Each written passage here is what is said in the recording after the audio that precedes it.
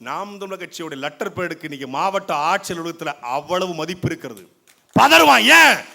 எந்த இடத்திலும் கை நீட்டாத பிள்ளைகள். அதனால தான் துணிஞ்சு பேச முடியுது. எல்லாத்தையும் காசு வாங்கிட்டு எப்படி பேச முடியும்? அதிமுக பேச சொல்லுங்க. இருக்கிறது தெரியாமல் இருந்து போயிடுவோம்டா. 5 வருஷம் எப்படி இருந்தோமோ அடுத்த 5 வருஷத்தையும் ஓட்டிடுவோம்டா. இந்த அப்பா படத்தை ஒரு கேரக்டர் சொல்ல மாட்டே, நம்ம இருக்கிறமே தெரியக்கூடாது. எங்கேயாவது அதிமுக போராடி பார்த்துருக்கீங்களா? வேண்டும் வேண்டும்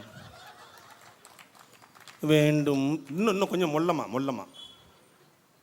இவங்க 5000 ரூபா கொடுத்தது பத்தாதுன்னு அப்பா சித்தப்பா, நான் கருணை தொகையாக நான் 10,000 ரூபாய் தருகிறேன். மகா பிரபு வள்ளல் பாரிவேந்தருடைய பரம்பரையில் பிறந்த கடைசி வாரிசு இவர் தான். வந்து மயிலுக்கு போர்வையை போத்துட்ட பேகனுடைய கடைசி பேரன்.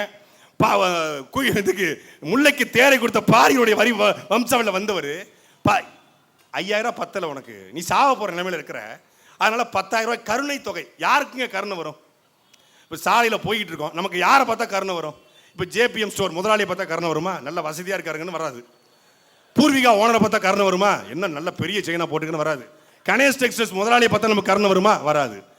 மாருதி ஃபுட்வேர்ஸ் முதலாளியை பார்த்தா கருணை வருமா? வராது. பெரிய அண்ணாச்சி நல்லா ஜம்முன்னு இருக்கு அப்படின்னு வராது. இல்லை புரோட்டா ஜே புரோட்டா ஸ்டாலில் ஓனரை பார்த்தா கருணை வருமா? வராது. நல்லா புரோட்டாக்கு கூட்டம் அள்ளுதுப்பான்னு வராது. யாரை பார்த்தா கருணை வரும்? பேருந்து நிலையத்தில் கிழிந்த உடையோட கிழிந்த சட்டையோட காலுறை கூட இல்லாமல் கையில் கெட்டு போட்டுக்கிட்டு 2 கையும் ஏங்க முடியாமல் குளிக்காமல் கொல்லாமல் இருந்தால் ஒரு கருணை வரும். கருணை வர்றது கூட ஒரு குவாலிட்டிஸ் இருக்குது. அந்த குவாலிட்டியை பார்த்தா தான் சரி. 2 கையும் இல்லை 5 ரூபா போடுவோம், கால் இல்லை 10 ரூபா போடுவோம். கருணைக்கு கூட ஒரு அளவீடு இருக்குது.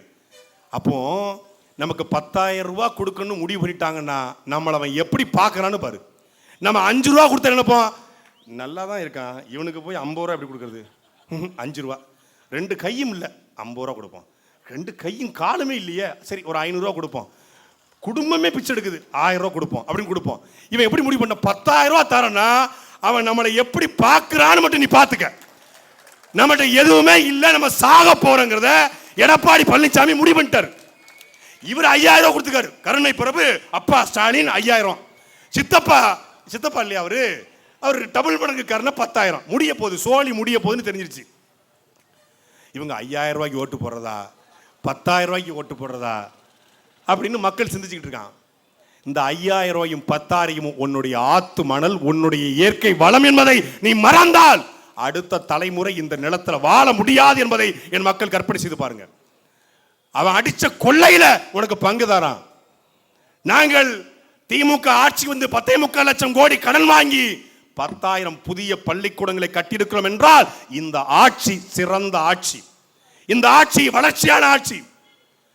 மொத்தமே 120 கோடி பட்ஜெட். உங்களுக்கு தெரியுமா?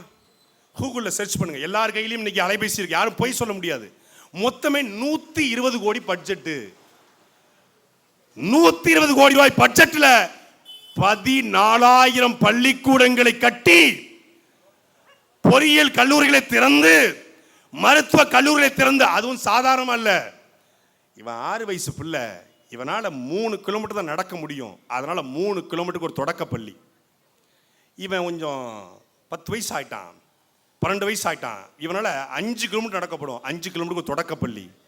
இவனுக்கு 15 வயசு ஆயிடுச்சு, இவன் 8 கிலோமீட்டர் நடப்பான். 8 கிலோமீட்டருக்கு ஒரு உயர்நிலை பள்ளி என்று அந்த பிள்ளைகளுடைய வயதுக்கேற்ப பார்த்து பார்த்து தொடக்க பள்ளி, நடுநிலை பள்ளி, உயர்நிலை பள்ளி, மேல்நிலை பள்ளி என்று 120 கோடியில எங்கள் தாத்தா நேர்மையின் நேர்வடிவம் காமராஜர் 14,000 பள்ளிக்கூடங்களை திறந்தார். நீ 43,000 கோடி பட்ஜெட் போட்டு பள்ளிக்கல்வித்துறைக்கு எத்தனை பள்ளிக்கூடம் திறந்த? பள்ளிக்கூடம் கட்டி 9 மாசத்துல மேற்கூரை இடிஞ்சு விழுந்து ஒரு பிள்ளை செத்து போச்சு. திருத்தணி பக்கத்தில் பள்ளிக்கூடத்தில் மதிய உணவு சாப்பிட்டு கொண்டிருக்கிற ஒரு 7ஆம் வகுப்பு படிக்கக்கூடிய ஒரு மாணவன், நம்ம எல்லார் வீட்லையும் இன்னைக்கு 2ஆம் வகுப்போ 3ஆம் வகுப்போ 4ஆம் வகுப்போ 5ஆம் வகுப்போ படிக்கக்கூடிய பையன் இருப்பான். என் பையன் 5ஆம் வகுப்பு படிக்கிறான். 7ஆம் வகுப்பு படிக்கக்கூடிய ஒரு மாணவன், மதிய உணவு சாப்பிட்டு கொண்டிருந்த ஒரு மாணவன், பள்ளியினுடைய சுற்றுச்சுவர் இடிஞ்சு விழுந்து மூளை வெளியே வந்து செத்து போனால் என்றால் இந்த ஆட்சி எவ்வளவு கேவலப்பட்ட ஆட்சி என்பதை நீ கற்பனை செஞ்சு பாரு. பள்ளிக்கூடம் இடிஞ்சு விழுது, பள்ளியின் மேற்கூரை இடிஞ்சு விழுது. இன்னைக்கு இதே குளச்சல்ல அரசு பள்ளி இருக்காக்கா, இந்த குளச்சல் அரசு பள்ளி இருக்குல்ல, இந்த அரசு பள்ளியின் கழிவறைக்குள்ள பிரின்ஸ் உள்ள போயிட்டு வெளியே வாங்கடா, வாடாடி, வர முடியுமா? வர முடியுமா? இந்த அரசு பள்ளியின் கழிவறைக்குள்ள ஆண்கள் கழிவறைக்குள்ள சட்டமன்ற உறுப்பினர், இந்த பாராளுமன்ற உறுப்பினர், இந்த மனோ தங்கராஜ், எவனாவது ஒருத்த உள்ள போயிட்டு வெளியே வாடா. இந்த குளச்சல் பேருந்து நிலையம், இந்த பேருந்து நிலைய கழிவறைக்குள்ள எம்எல்ஏ, எம்பி, அமைச்சர் ஒரு நாள் உள்ள போயிட்டு வெளியே வாடா. வாடா, வர முடியுமா? ஆனா ஆத்தா, எப்ப, அக்கன், தங்கச்சி, சின்னப்பன், பெரியப்பன், மாமன், மச்சான் எல்லாம் அதுலதான் சிறுநீர் கழிக்கணும், அதுலதான் மலம் கழிக்கணும் என்றால் எவ்வளவு கேடுகட்ட ஆட்சி!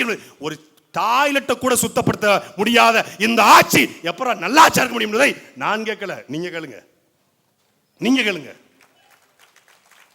கல்யாணத்துக்கு வந்துருவாரு அண்ணாச்சி, காது குத்துக்கு வந்துருவாரு, இங்க சாவுக்கு தான் வந்துருவாரு.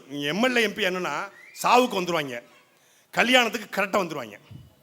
இதை தவிர ஒன்றும் கிடையாது. 1,10,000 சம்பளங்க. ஒரு ஆண்டுக்கு எத்தனை கோடிகள் ஒதுக்கப்படுது? இதை வைத்துக் கொண்டு இந்த ஒரு 5 வருஷம் இருந்தா போதும். ஒரு 5 வருஷம் எங்களை சொல்றான், ஒரு கவுன்சிலராக கூட வக்கல்ல. இவங்க எல்லாம் வாய்களியே பேசுறாங்க, சாட்டையெல்லாம் திரும்புறா பேசுறான், சொடக்கு போட்டு பேசுறான். ஒரு கவுன்சிலராக கூட வக்கல. டேய், தமிழ்நாட்டிலேயே சிறந்த கவுன்சிலர் எங்க? தமிழ்நாட்டிலேயே சிறந்த கவுன்சிலர் எங்கள் அக்கா ஆன்சி சோபாராணிடா. பாத்துக்க, இந்த கவுன்சிலர் சொன்ன அயோக்கிய பயலுக கமநாட்டிகள் கேமரா ஜூம் பண்ணி கட்டுறா. தமிழ்நாட்டின் சிறந்த பெஸ்ட் கவுன்சிலர் தமிழ்நாடு எங்கள் அக்காடா.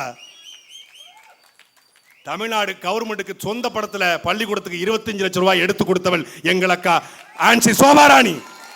உங்களை மாதிரி கமிஷன் வாங்குற, கரப்ஷன் பண்ற, கலெக்ஷன் வாங்குற, இந்த பல்பை மாட்டினா அதுல 10 ரூபா, இந்த சாக்கடையை அடைச்சு விட்டோம்னா அதுல ஒரு 10,000 ரூபா, இந்த வீட்டில் ஒரு வரியை போட்டோம்னா நல்லா இருக்கும், இடியாப்பம் பாய சாப்பிடலாம்னு அப்படி திங்க் பண்ற கவுன்சிலர் இல்லடா. ஒரு ரோடு கான்ட்ராக்டு, ஒரு பஸ் ஸ்டாண்டு கான்ட்ராக்டு, கவுன்சிலர்னா தானே cycle stand contract, bus stand contract, toilet contract, இது எடுக்கணும் தானே கவுன்சிலர். அன்னைக்கு கான்ட்ராக்ட் எடுக்கிற கவுன்சிலரடா, எதிரியின் கண்களில் விரலை விட்டு ஆட்டுகிற கவுன்சிலர் எங்களுடைய அக்கா ஆன்சி சோபாராணி. கவுன்சிலரா இருக்கும் பொழுதே இந்த ஆட்டம்னா குளச்சல் தொகுதியுடைய எம்எல்ஏவாக வந்தால் கற்பனை செஞ்சு பாரு. ஒரே ஒரு போட்டி, இதே மேடை நான் போடுறேன், சொந்தமா எங்க பணத்துல போடுறோம். நல்ல ஐடியில சம்பாதிச்சு எங்க அக்கா மரிய செனிப்பும் எங்க மாப்பிள்ளை தீபக் செல்வம் ஆலமோனும் நல்ல வசதியா இருக்காங்க, அவங்க காசுல போடுவோம்.